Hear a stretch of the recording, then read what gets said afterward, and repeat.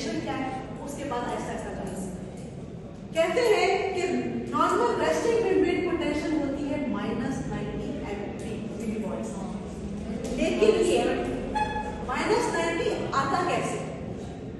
Resting membrane potential का मतलब है कि ये मेम्ब्रेन बिल्कुल रेस्ट में, ना उससे इम्पल्स आ रहा है, ना केमिकल आ रहा है, ना ऑक्सीजन आ रहा है, बिल्कुल रेस्ट में। लेकिन अगर ये रेस्ट में है तो भी जीरो होता ना, ऐसा है कि नहीं?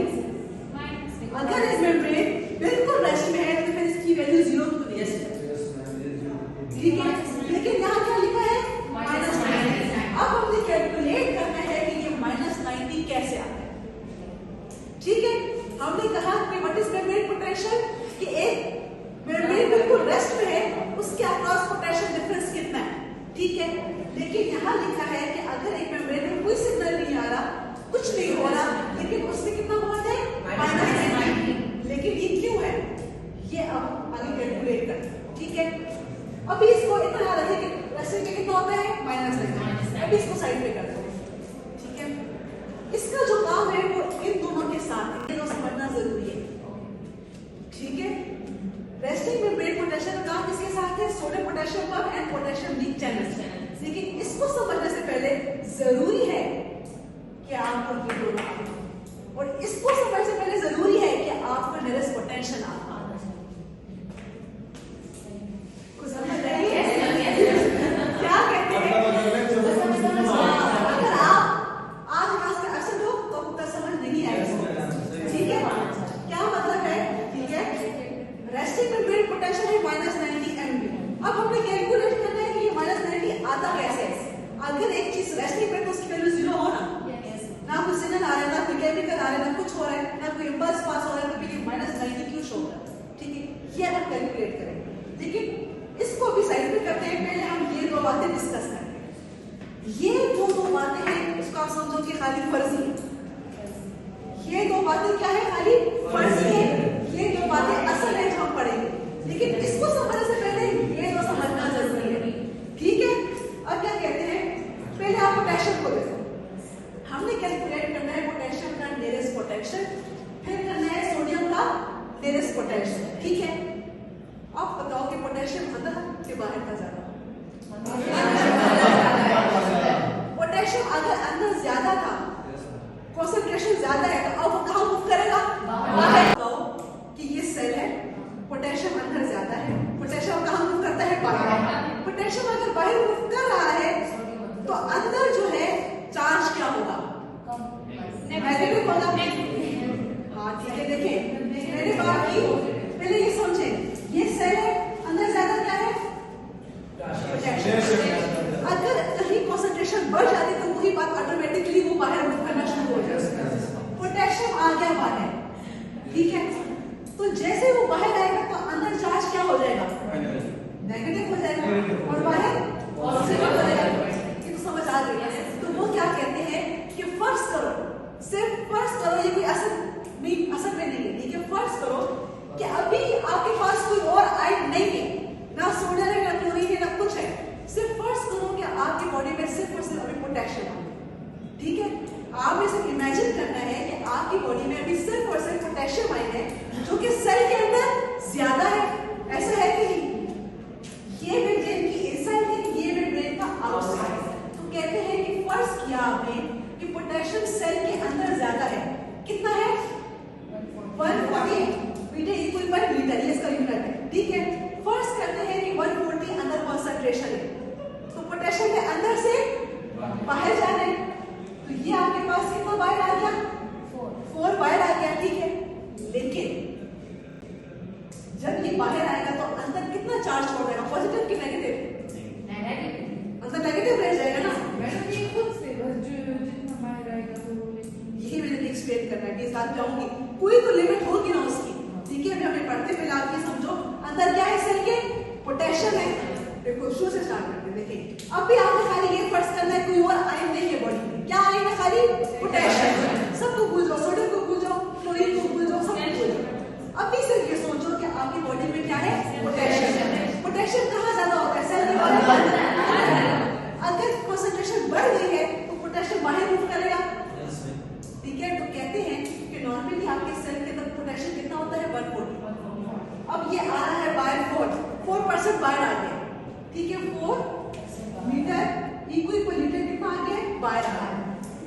लेकिन ये बाहर आ रहा है और अंदर चार्ज क्या हो रहा है, नेगेटिव। ये कब तक बाहर आएगा, कब तक ये नेगेटिव करेगा, कोई तो लिमिट होगी ना कि ये रुक जाए। ठीक है, हम कह रहे हैं पोटेशियम बाहर आ रहा है, अंदर नेगेटिव कर रहे हैं, लेकिन कब तक, कोई टाइम आएगा जब ये रुक जाएगा। वो टाइम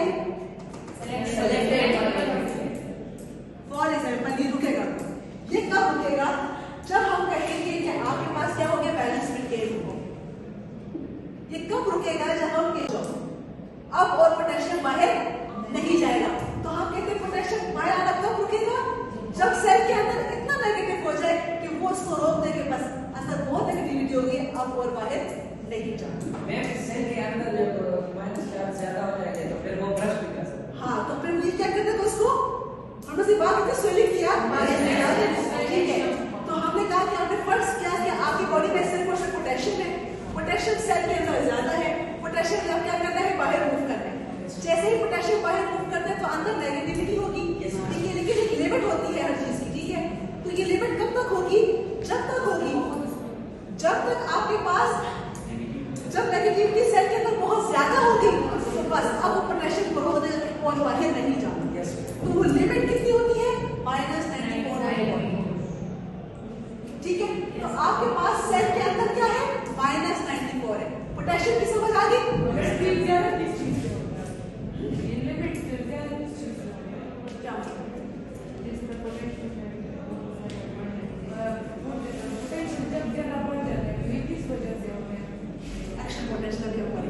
फिर आप क्लियर होगा, कोई स्टिमुलस आता है तो फिर क्या होगा, ये हमें पढ़ेंगे। ये दो बात अभी हम फर्जी कर रहे हैं, ये दो बात असर करते हैं, समझ आ गई आपको, ठीक है।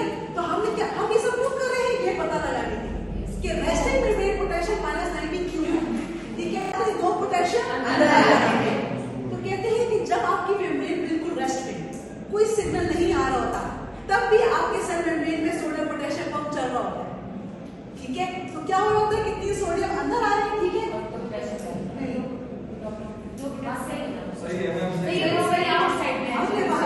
हमने बात की थी, हाँ, कितनी सोडियम बाहर जा रहे हैं, दो पोटेशियम अंदर आ रहे हैं, ठीक है।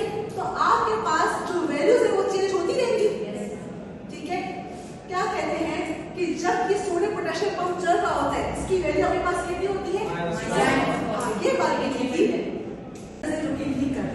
अब पोटेशियम कहाँ जाएगा, पोटेशियम अंदर बहुत ज्यादा होगा तो कहाँ जाएगा, जैसे इधर हो रहा था, ठीक है। तो हम कहते हैं पोटेशियम अगर बाहर जाता है तो आपके पास अंदर क्या बचेगा, नेगेटिव बचेगा कि नहीं। एक चीज बाहर जा रही है तो अंदर नेगेटिविटी छोड़ के जा रही है, तो अंदर आपके पास कितना हो जाता है, -94।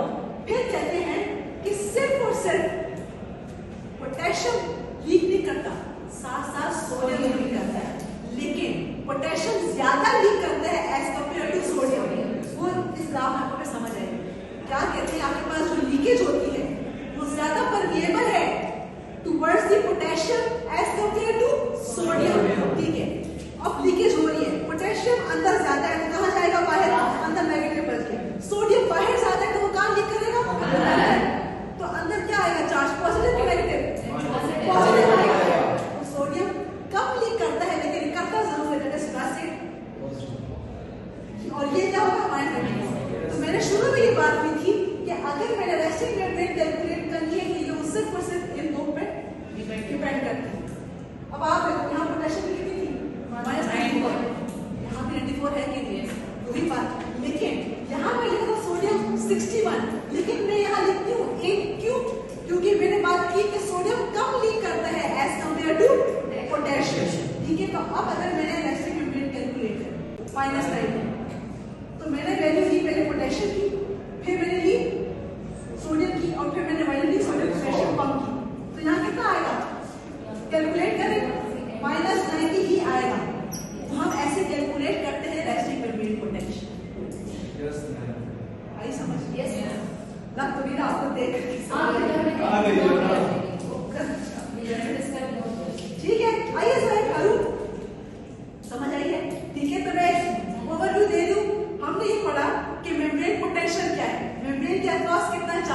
लेकिन सबसे पहले मैं पढ़ा कि रेस्टिंग मेम्ब्रेन, ठीक है, हम स्टार्ट करेंगे रेस्टिंग मेम्ब्रेन से, फिर कुछ स्टिमुलस देंगे, ग्राफ ऊपर जाएगा फिर नीचे जाएगा, ये डिस्कस करते हैं। लेकिन कहते हैं कि अगर एक मेम्ब्रेन बिल्कुल रेस्ट पर है, कुछ भी नहीं हो रहा, तो इसकी वैल्यू फिर भी -90 MV क्यों होती है? Because of sodium potassium bond and because of potassium channel. होता ये है कि जब भी आपकी मेम्ब्रेन बिल्कुल रेस्ट में होती है तो साथ साथ सोडियम पोटेशियम पंप चलता रहता है। सोडियम पोटेशियम पंप में क्या होता है? 3 सोडियम बाहर जाते हैं, 2 पोटेशियम अंदर आता है, मतलब कि अंदर नेगेटिव होगा, बाहर पॉजिटिव होगा, तो आपके पास वैल्यू क्या है इसकी? -4 है, ठीक है। फिर कहते हैं पोटेशियम लीक चैनल। अगर आपकी मेम्ब्रेन बिल्कुल रेस्ट में, कुछ भी नहीं हो रहा, फिर भी आपके पास कुछ ऐसे चैनल है जो कि लीक कर रहे हैं पोटेशियम को, लेकिन यहाँ डिफरेंस क्या है? पोटेशियम को ज्यादा लीक कर